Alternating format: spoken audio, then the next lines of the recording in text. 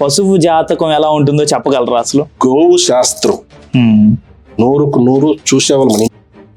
కొన్ని సినిమాల్లో దెయ్యాలు, భూతాలు కుక్కలకి కనిపిస్తాయి అంటారు. అది నిజం అంటారా, అబద్ధం అంటారా? 101% సార్, అది నిజం. ఇప్పుడు మనిషి పుట్టుక, ఆ నక్షత్రం, టైము, ప్లేసు, అన్ని చక్రాలు, చాలా చక్రాలు అసలు నాకు తెలియదు ఆ సబ్జెక్ట్ చూసి వాళ్ళకి ఒక జాతకం తయారు చేస్తారు. అలాగే ఒక పక్షి, ఇప్పుడు మనుషులు అన్నాక కోరికలు ఉంటాయి. అరే నేను కార్లు కొనుక్కోవాలి, బిల్డింగ్లు కట్టాలి, ఇలా చాలా కోరికలు ఉంటాయి. వాడు ఎదుగుతాడు, పడుతుంటాడు, లాసులు, ప్రాఫిట్లు, ఇలా చాలా ఉంటాయి.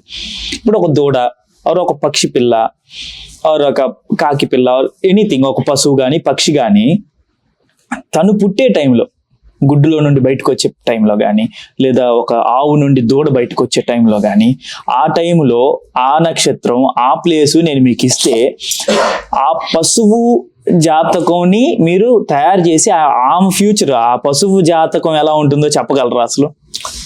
కొన్ని మాత్రము మనం 100% చూసేకి ఉండాలి.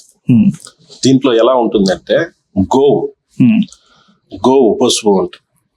గోవు జాతకాన్ని మనం చూడొచ్చు. ఎందుకంటే అది శివుడు ఒక వాహనం. మనం దాన్ని ఈ రోజు కూడా వచ్చి మన ఇండియాలో భగవంతుల్లాగే మనం దాన్ని పూజిస్తాం.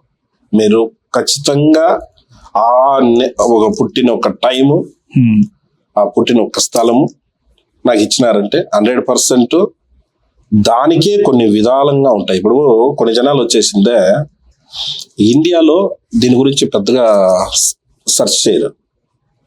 ఇక్కడ అమెరికాలో పెట్స్ ఆస్ట్రాలజర్ ఉన్నారు.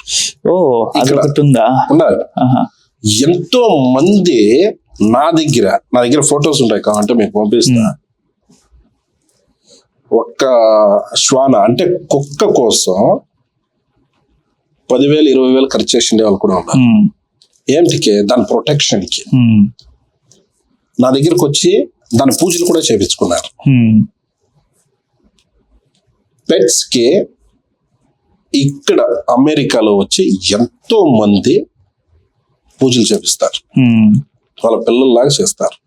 అలా ఒక స్పష్టంగా నాకు ఒక timings, date of birth, like అలా ఉంటే 100% చూస్తాము. ఇప్పుడు పక్షులు అంటే మనుషులకి పక్షులకి, అంటే ప్రాణులకి మనుషులకి మీరు కంపారిజమే చేయొద్దంట. ఇక్కడ వచ్చి స్వార్థం ఉంటుంది, ఇక్కడ లేదు సార్. మనుషుల్లో వచ్చే స్వార్థం చాలా ఉంటుంది. అంతా నాకే కావాలా, ఇది నాది, అది నాది, ఇది నాది అనేసి. జీవులు అలా కాదు. జీవులు ఉండే దాంట్లో సంతోషంగా తృప్తిగా ఉంటాయి.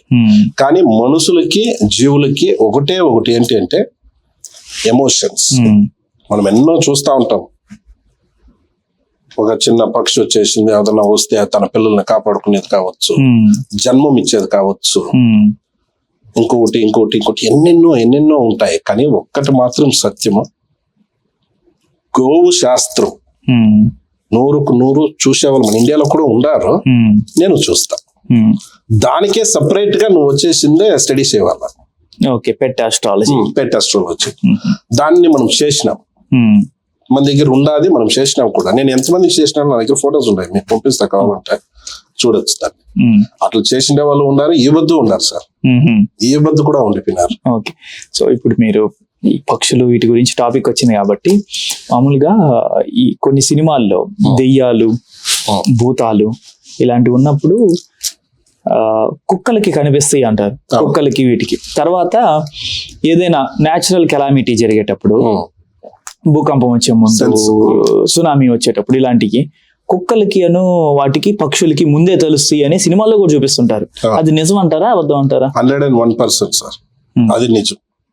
నిజమైతే అది నిజమైతే ఆ విద్య ఎలా వచ్చింది తనకి? అంటే మనుషులు ఎంత టెక్నాలజీలో కనిపెట్టలేకపోతుంటే అవి, వాటి ఏం టెక్నాలజీ ఏం లేదు కదా, వాటికి ఆ విద్య ఎలా వచ్చినట్టు? నేను చెప్తే మీకు కులవృత్తి అనేది ఒకటి ఉంటుంది.